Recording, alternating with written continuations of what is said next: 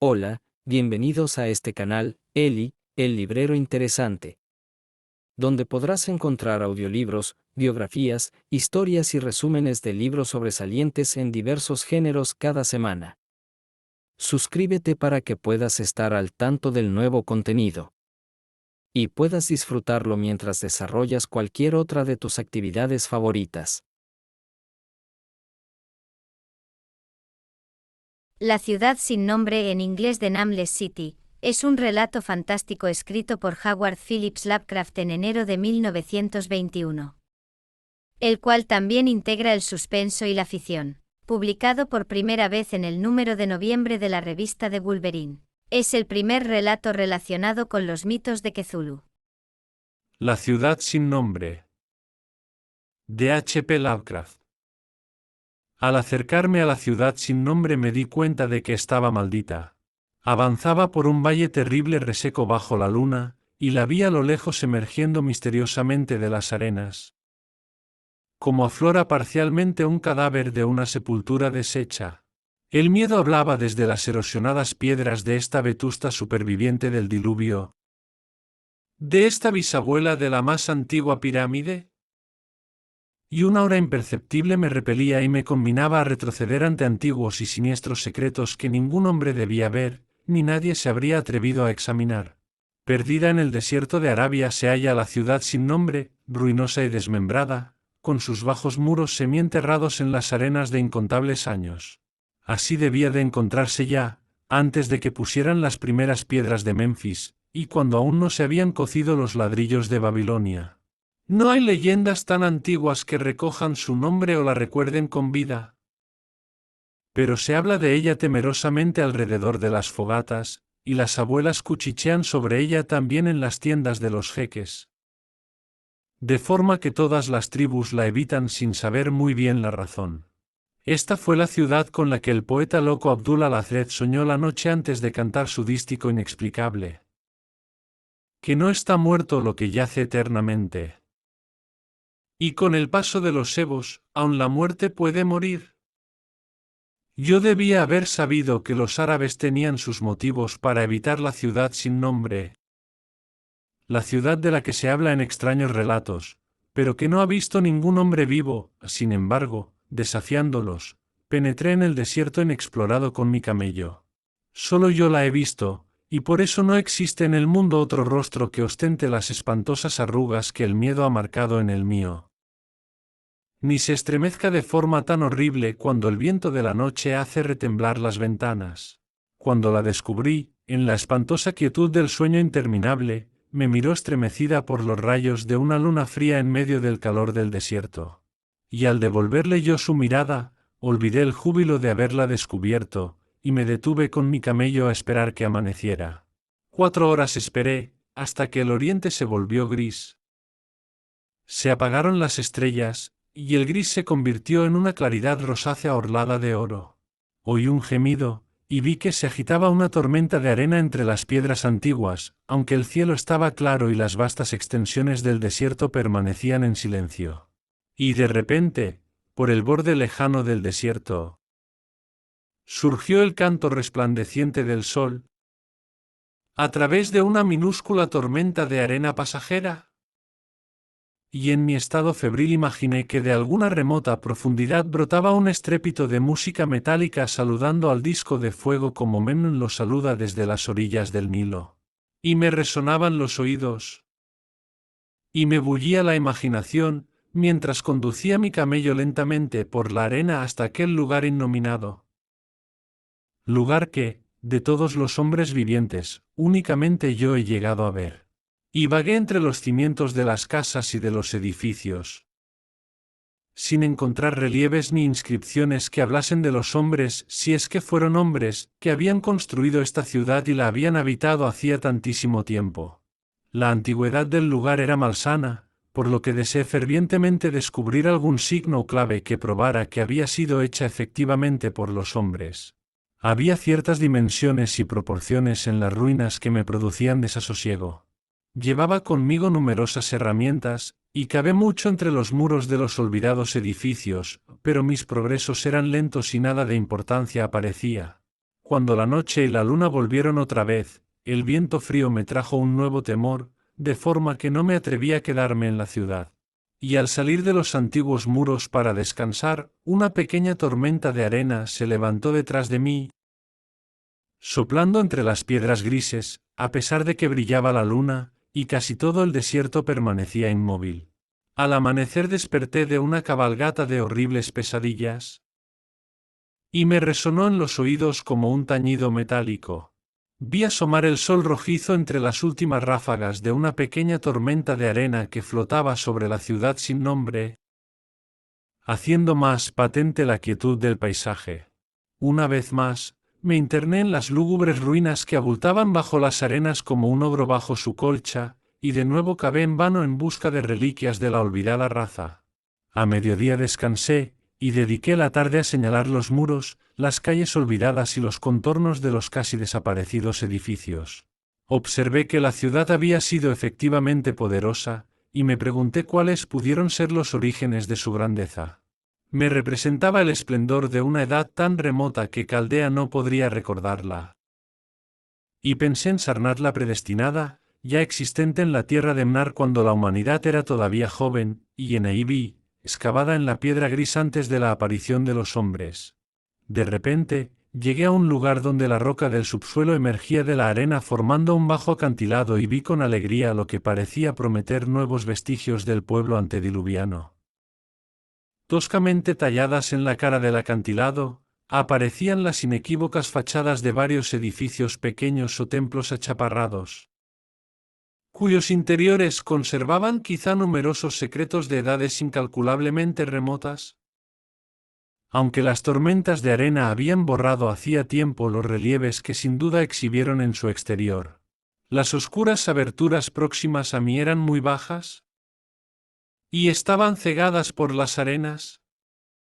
Pero limpié una de ellas con la pala y me introduje a gatas, llevando una antorcha que me revelase los misterios que hubiese. Una vez en el interior, vi que la caverna era efectivamente un templo. Y descubrí claros signos de la raza que había vivido y practicado su religión antes de que el desierto fuese desierto.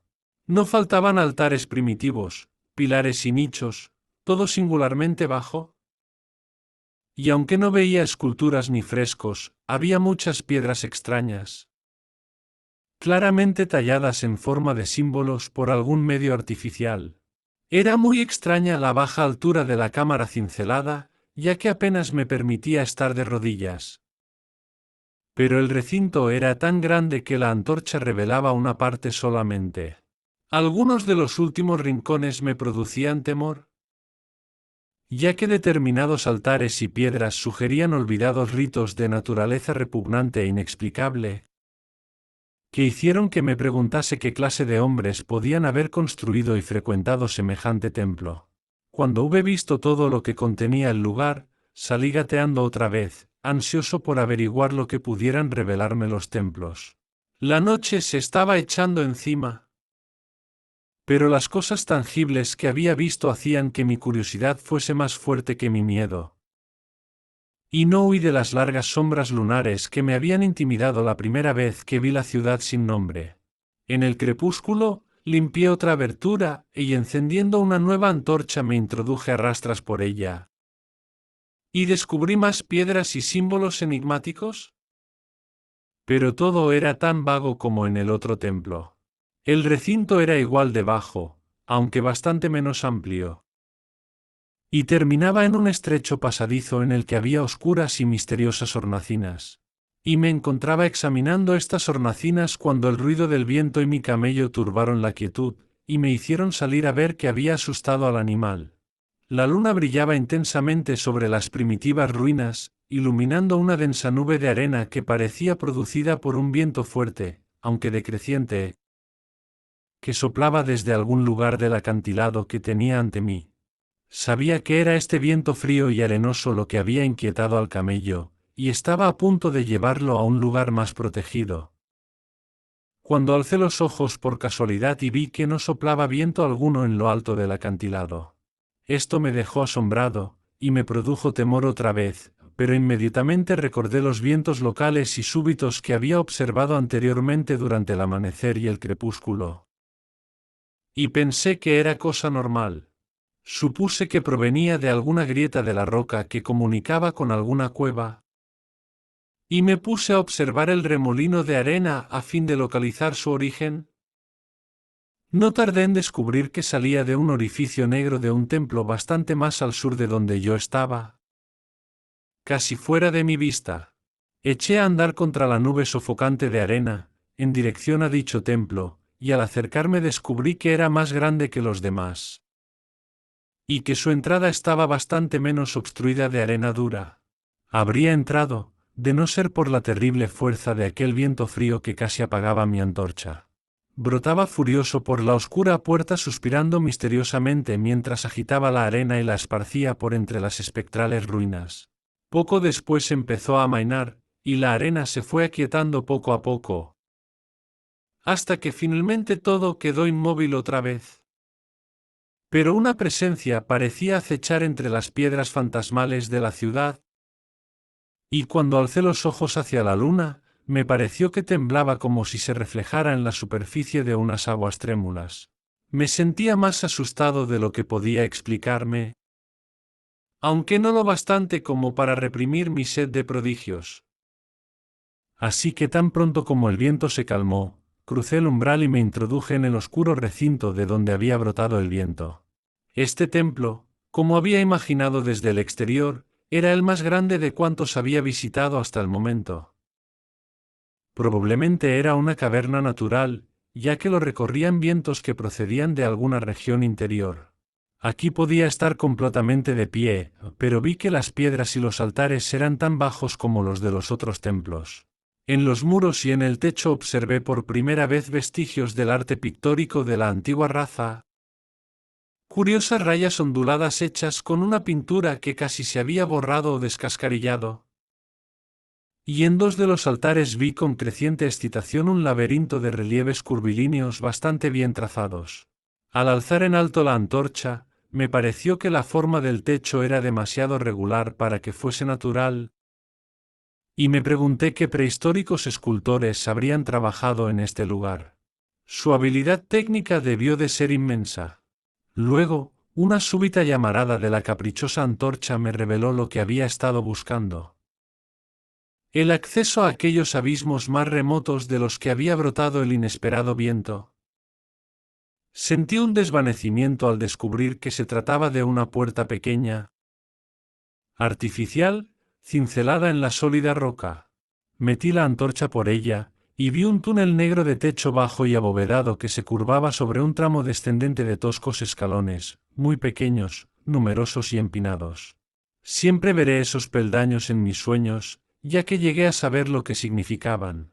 En aquel momento no sabía si considerar los peldaños o meros apoyos para salvar una pendiente demasiado pronunciada. La cabeza me daba vueltas, agobiada por locos pensamientos, y parecieron llegarme flotando las palabras y advertencias de los profetas árabes, a través del desierto. Desde las tierras que los hombres conocen a la ciudad sin nombre que no se atreven a conocer. Pero solo vacilé un momento, antes de cruzar el umbral y empezar a bajar precavidamente por el empinado pasadizo, con los pies por delante, como por una escala de mano. Solo en los terribles desvaríos de la droga o del delirio puede un hombre haber efectuado un descenso como el mío. El estrecho pasadizo bajaba interminable como un pozo espantosamente fantasmal, y la antorcha que yo sostenía por encima de mi cabeza no alcanzaba a iluminar las ignoradas profundidades hacia las que descendía. Perdí la noción de las horas y olvidé consultar mi reloj, aunque me asusté al pensar en la distancia que debía de estar recorriendo. Había giros y cambios de pendiente. Una de las veces llegué a un corredor largo, bajo y horizontal, donde tuve que arrastrarme por el suelo rocoso con los pies por delante, sosteniendo la antorcha cuanto daba de sí la longitud de mi brazo. No había altura suficiente para permanecer de rodillas. Después, me encontré con otra escalera empinada, y seguí bajando interminablemente mientras mi antorcha se iba debilitando. Poco a poco, hasta que se apagó. Creo que no me di cuenta en ese momento, porque cuando lo noté, aún la sostenía por encima de mí como si me siguiera alumbrando. Me tenía completamente trastornado esa pasión por lo extraño y lo desconocido, que me había convertido en un errabundo en la tierra y un frecuentador de lugares remotos, antiguos y prohibidos. En la oscuridad, me venían al pensamiento súbitos fragmentos de mi amado tesoro de saber demoníaco, frases del árabe loco Alazred, párrafos de las pesadillas apócrifas de Damascius y sentencias infames del delirante Image du Monde de Gaudier de Metz. Repetía citas extrañas y murmuraba cosas sobre Afrasiab y los demonios que bajaban flotando con él por el Oxus. Más tarde, recité una y otra vez la frase de uno de los relatos de Lord Dunsany, la sorda negrura del abismo. En una ocasión en que el descenso se volvió asombrosamente pronunciado, repetí con voz monótona un pasaje de Tomás Moro, hasta que tuve miedo de recitarlo más. Un pozo de tinieblas. Negro. Tomo un caldero de brujas, lleno de drogas lunares en eclipse destiladas. Al inclinarme a mirar si podía bajar el pie por ese abismo, vi, abajo, hasta donde alcanzaba la mirada, negras paredes lisas como el cristal, recién acabadas de pulir, y con esa negra pez que el trono de la muerte derrama por sus bordes viscosos. El tiempo había dejado de existir por completo cuando mis pies tocaron nuevamente un suelo horizontal, y llegué a un recinto algo más alto que los dos templos anteriores que, ahora, estaban a una distancia incalculable, por encima de mí.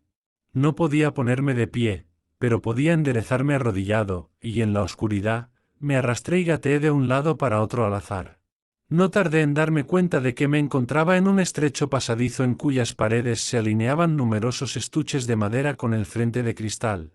El descubrir en semejante lugar paleozoico y abismal objetos de cristal y madera pulimentada me produjo un estremecimiento, dadas sus posibles implicaciones. Al parecer, los estuches estaban ordenados a lo largo del pasadizo a intervalos regulares, y eran oblongos y horizontales, espantosamente parecidos a ataúdes por su forma y tamaño. Cuando traté de mover uno o dos, a fin de examinarlos, descubrí que estaban firmemente sujetos. Comprobé que el pasadizo era largo y seguía adelante con rapidez, emprendiendo una carrera a cuatro patas que habría parecido horrible de haber habido alguien observándome en la oscuridad. De vez en cuando me desplazaba a un lado y a otro para palpar mis alrededores y cerciorarme de que los muros y las filas de estuches seguían todavía. El hombre está tan acostumbrado a pensar visualmente que casi me olvidé de la oscuridad, representándome el interminable corredor monótonamente cubierto de madera y cristal como si lo viese. Y entonces, en un instante de indescriptible emoción, lo vi. No sé exactamente cuándo lo imaginado se fundió a la visión real, pero surgió gradualmente un resplandor delante de mí, y de repente me di cuenta de que veía los oscuros contornos del corredor y los estuches a causa de alguna desconocida fosforescencia subterránea. Durante un momento todo fue exactamente como yo lo había imaginado, ya que era muy débil la claridad. Pero al avanzar maquinalmente hacia la luz cada vez más fuerte, descubrí que lo que yo había imaginado era demasiado débil. Esta sala no era una reliquia rudimentaria como los templos de arriba, sino un monumento de un arte de lo más magnífico y exótico. Ricos y vívidos y atrevidamente fantásticos dibujos y pinturas componían una decoración mural continua cuyas líneas y colores superarían toda descripción. Los estuches eran de una madera extrañamente dorada, con un frente de exquisito cristal, y contenían los cuerpos momificados de unas criaturas que superarían en grotesca fealdad los sueños más caóticos del hombre. Es imposible dar una idea de estas monstruosidades. Era de naturaleza reptil con unos rasgos corporales que unas veces recordaban al cocodrilo, otras a la foca, pero más frecuentemente a seres que el naturalista y el paleontólogo no han conocido jamás. Tenían más o menos el tamaño de un hombre bajo, y sus extremidades anteriores estaban dotadas de unas zarpas delicadas claramente parecidas a las manos y los dedos humanos. Pero lo más extraño de todo eran sus cabezas, cuyo contorno transgredía todos los principios biológicos conocidos. No hay nada a lo que aquellas criaturas se puedan comparar con propiedad. Fugazmente, pensé en seres tan diversos como el gato, el perro dogo, el mítico sátiro y el ser humano.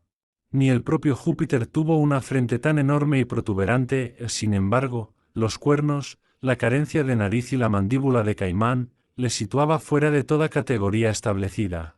Durante un rato dudé de la realidad de las momias, casi inclinándome a suponer que se trataba de ídolos artificiales. Pero no tardé en convencerme de que eran efectivamente especies paleógenas que habían existido cuando la ciudad sin nombre estaba viva, como para rematar el carácter grotesco de sus naturalezas. La mayoría estaban suntuosamente vestidas con tejidos costosos y lujosamente cargadas de adornos de oro, joyas y metales brillantes y desconocidos.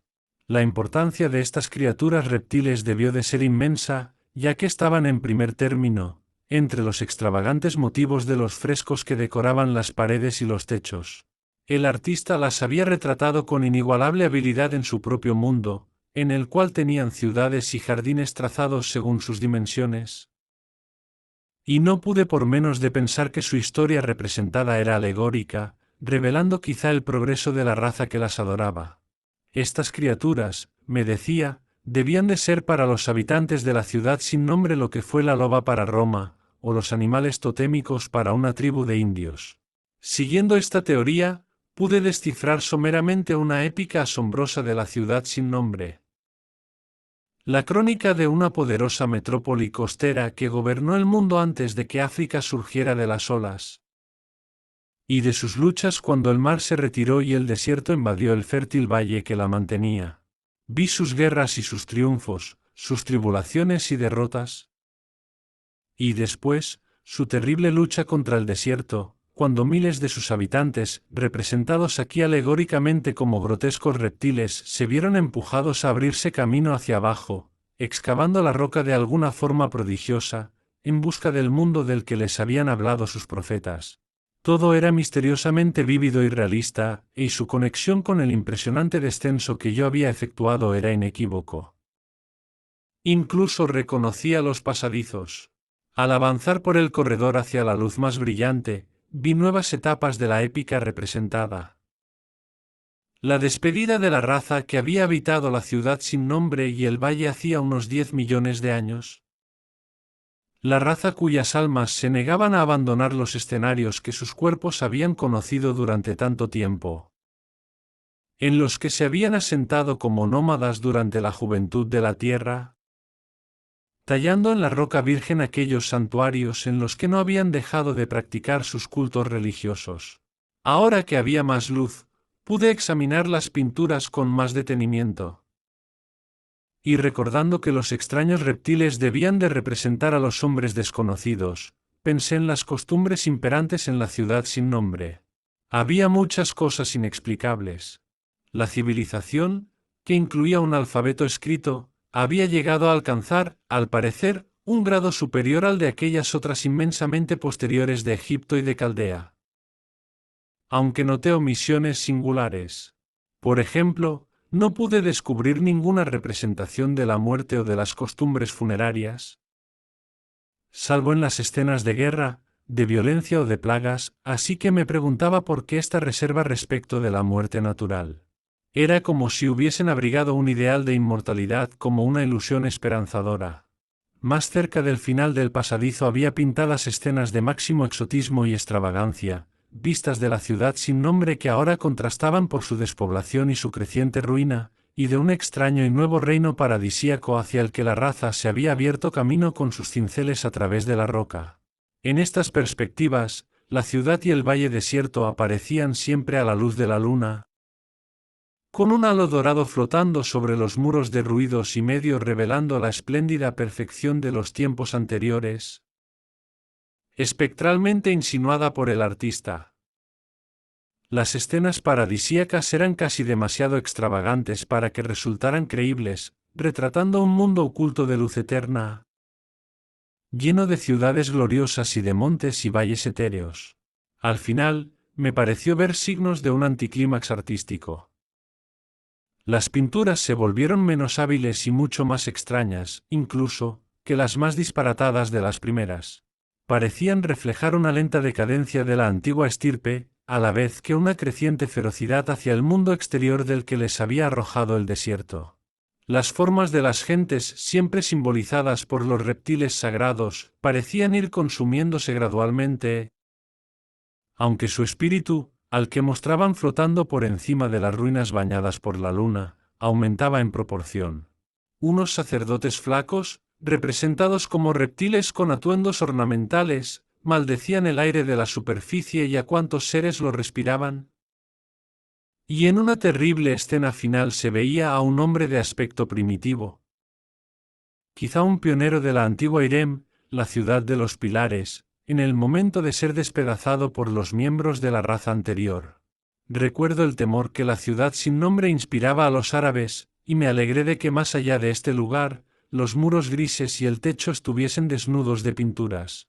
Mientras contemplaba el cortejo de la historia mural, me fui acercando al final del recinto de techo bajo, hasta que descubrí una entrada de la cual subía la luminosa fosforescencia. Me arrastré hasta ella, y dejé escapar un alarido de infinito asombro ante lo que había al otro lado. Pues en vez de descubrir nuevas cámaras más iluminadas, me asomé a un ilimitado vacío de uniforme resplandor. Como supongo que se vería desde la cumbre del monte Everest, al contemplar un mar de bruma iluminada por el sol. Detrás de mí había un pasadizo tan angosto que no podía ponerme de pie delante, tenía un infinito de subterránea refulgencia.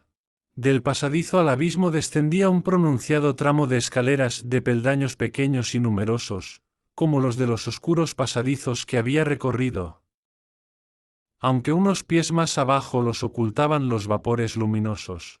Abatida contra el muro de la izquierda, había abierta una pesada puerta de bronce, increíblemente gruesa y decorada con fantásticos bajorrelieves. Capaz de aislar todo el mundo interior de luz, si se cerraba, respecto de las bóvedas y pasadizos de roca. Miré los peldaños, y de momento, me dio miedo descender por ellos. Tiré de la puerta de bronce, pero no pude moverla. Luego me tumbé boca abajo en el suelo de losas, con la mente inflamada en prodigiosas reflexiones que ni siquiera el mortal agotamiento podía disipar. Mientras estaba tendido, con los ojos cerrados y pensando libremente, me volvieron a la conciencia muchos detalles que había observado de pasada en los frescos con un significado nuevo y terrible. Escenas que representaban la ciudad sin nombre en su esplendor, la vegetación del valle que la rodeaba, y las tierras distantes con las que sus mercaderes comerciaban. La alegoría de las criaturas reptantes me desconcertaba por su universal distinción, y me asombraba que se conservase con tanta insistencia en una historia de tal importancia. En los frescos se representaba la ciudad sin nombre guardando la debida proporción con los reptiles. Me preguntaba cuáles serían sus proporciones reales y su magnificencia, y medité un momento sobre determinadas peculiaridades que había notado en las ruinas. Me parecía extraña la escasa altura de los templos primordiales y del corredor del subsuelo, tallado indudablemente por deferencia a las deidades reptiles que ellos adoraban. Aunque, evidentemente, obligaban a los adoradores a reptar. Quizá los mismos ritos comportaban esta imitación de las criaturas adoradas. Sin embargo, ninguna teoría religiosa podía explicar por qué los pasadizos horizontales que se intercalaban en ese espantoso descenso eran tan bajos como los templos, o más, puesto que no era posible permanecer siquiera de rodillas. Al pensar en las criaturas reptiles, cuyos espantosos cuerpos momificados tenía tan cerca de mí, sentí un nuevo sobresalto de terror. ¿Las asociaciones de la mente son muy extrañas? Y me encogí ante la idea de que, salvo el pobre hombre primitivo despedazado de la última pintura, la mía era la única forma humana, en medio de las numerosas reliquias y símbolos de vida primordial. Pero en mi extraña y errabunda existencia, el asombro siempre se imponía a mis temores. Pues el abismo luminoso y lo que podía contener planteaban un problema valiosísimo para el más grande explorador. No me cabía duda de que al pie de aquella escalera de peldaños singularmente pequeños había un mundo extraño y misterioso. y esperaba encontrar allí los recuerdos humanos que las pinturas del corredor no me habían podido ofrecer. Los frescos representaban ciudades y valles increíbles de esta región inferior, y mi imaginación se demoraba en las ricas ruinas que me esperaban. Mis temores, efectivamente, se relacionaban más con el pasado que con el futuro. Ni siquiera el horror físico de mi situación en aquel angosto corredor de reptiles muertos y frescos antediluvianos, millas por debajo del mundo que yo conocía, y ante ese otro mundo de luces y brumas espectrales, podía compararse con el miedo que sentía ante la abismal antigüedad del escenario y de su espíritu. Una antigüedad tan inmensa que empequeñecía todo cálculo, parecía mirar de soslayo desde las rocas primordiales y los templos tallados de la ciudad sin nombre, mientras que los últimos mapas asombrosos de los frescos mostraban océanos y continentes que el hombre ha olvidado, cuyos contornos eran vagamente familiares. Nadie sabía qué podía haber sucedido en las edades geológicas, ya que las pinturas se interrumpían, y la resentida y rencorosa raza había sucumbido a la decadencia. En otro tiempo, estas cavernas y la luminosa región que se abría más allá habían hervido de vida. Ahora, me encontraba solo entre estas vívidas reliquias, y temblaba al pensar en los incontables siglos durante los cuales dichas reliquias habían mantenido una vigilia muda y abandonada. De pronto, me invadió nuevamente aquel agudo terror que de cuando en cuando me asaltaba desde que había visto el terrible valle y la ciudad sin nombre bajo la fría luna. Y a pesar de mi cansancio, me sorprendí a mí mismo incorporándome frenéticamente, y mirando hacia el oscuro corredor, hacia los túneles que subían al mundo exterior. Me dominó el mismo sentimiento que me había hecho abandonar la ciudad sin nombre por la noche, y que era tan inexplicable como acuciante. Un momento después, sin embargo, sufrí una impresión aún mayor en forma de un ruido definido, el primero que quebraba el absoluto silencio de estas profundidades sepulcrales. Fue un gemido bajo, profundo, como de una multitud lejana de espíritus condenados. Y provenía del lugar hacia donde yo miraba. El rumor fue creciendo rápidamente, y no tardó en resonar de forma espantosa por el bajo pasadizo. Al mismo tiempo, tuve conciencia de una corriente de aire frío, cada vez más fuerte, idéntica a la que brotaba de los túneles y barría la ciudad. El contacto de ese viento pareció devolverme el equilibrio, porque instantáneamente recordé las súbitas ráfagas que se levantaban en torno a la entrada del abismo en el amanecer y el crepúsculo, una de las cuales, efectivamente, me había revelado los túneles secretos. Consulté mi reloj y vi que faltaba poco para amanecer, así que me preparé para resistir el vendaval que regresaba a su caverna, del mismo modo que había salido al atardecer. Mi miedo disminuyó otra vez, ya que un fenómeno natural tiende a disipar las lucubraciones sobre lo desconocido. Cada vez entraba con más violencia el quejumbroso y aullante viento de la noche, precipitándose en el abismo subterráneo. Me dejé caer de nuevo boca abajo, y me agarré vanamente al suelo, temiendo que me arrastrara por la puerta y me precipitara en el abismo fosforescente. No me había esperado una furia semejante, y al darme cuenta de que, en efecto, me iba deslizando por el suelo hacia el abismo, me asaltaron 1000 nuevos terrores imaginarios. La malignidad de aquella corriente despertó en mí increíbles figuraciones, o una vez más me comparé, con un estremecimiento, a la única imagen humana del espantoso corredor. Al hombre despedazado por la desconocida raza, porque los zarpazos demoníacos de los torbellinos parecían contener una furia vindicativa tanto más fuerte cuanto que me sentía casi impotente. Cerca del final, creo que grité frenéticamente, casi enloquecido. Si fue así, mis gritos se perdieron en aquella babel infernal de espíritus aulladores. Traté de retroceder arrastrándome contra el torrente invisible y homicida, pero no podía afianzarme siquiera, y seguía siendo arrastrado lenta e inexorablemente hacia el mundo desconocido.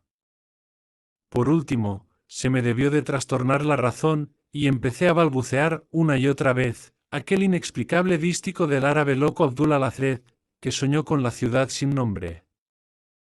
Que no está muerto lo que yace eternamente, y con el paso de los ebos, aun la muerte puede morir. Solo los ceñudos y severos dioses del desierto saben lo que ocurrió en realidad, que forcejeos y luchas sostuve en la oscuridad, o que Abaddon me guió de nuevo a la vida, donde siempre habré de recordar, y estremecerme, cuando sopla el viento de la noche, hasta que el olvido o algo peor me reclame. Fue monstruoso, inmenso, antinatural, muy lejos de cuanto el hombre pueda concebir, salvo en las primeras horas silenciosas y detestables de la madrugada, cuando uno no puede dormir. He dicho que la furia del viento era infernal cacodemoníaca, y que sus voces eran espantosas a causa de una perversidad reprimida durante eternidades de desolación. Luego, estas voces, aunque delante de mí seguían siendo caóticas, imaginó mi cerebro enfebrecido que adoptaban forma articulada detrás. Y allá en la tumba de unas antigüedades muertas hacía innumerables ebos. Leguas debajo del mundo diurno de los hombres, oí horribles maldiciones y gruñidos de demonios de extrañas lenguas.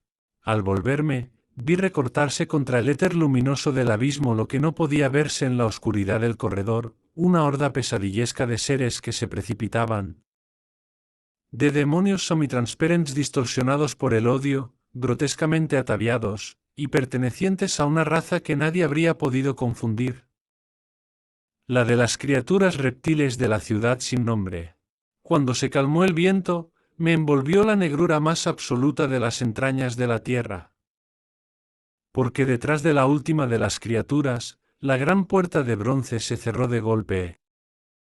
Con un estruendo ensordecedor de música metálica cuyos ecos ascendieron hasta el mundo distante para saludar al sol naciente, como lo saluda Memnón desde las orillas del Nilo.